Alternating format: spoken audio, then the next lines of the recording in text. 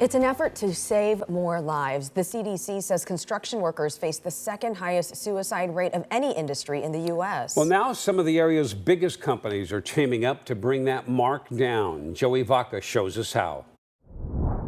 Normally competitors, 8 different construction companies are banding together to address the industry's high suicide rates. And leaders say that starts with changing how people view mental health.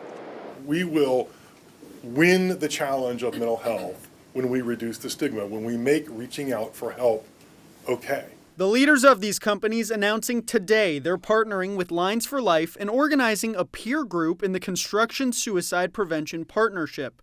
Each is committing to make mental health as much of a priority as physical safety on the site through a more focused approach. One of these strategies is QPR training, or question, persuade, refer. We're teaching supervisors, foremen, and coworkers to have that conversation. It's like, hey, how can I help? What are you thinking about hurting yourself today?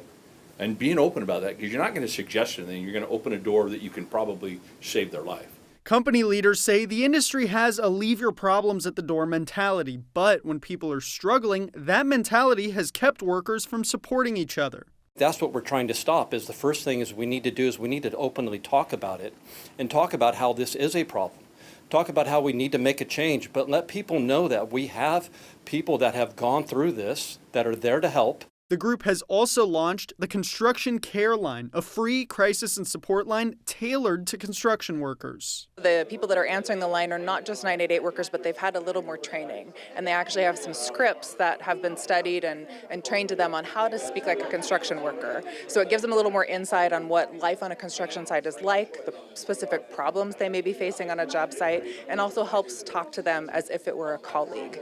That line is up and running already. The companies speaking today say this is just a starting point. They're hoping to grow this group and make these changes system-wide to shift the way they do business. In Southeast Portland, Joey Vaca, KOIN 6 News.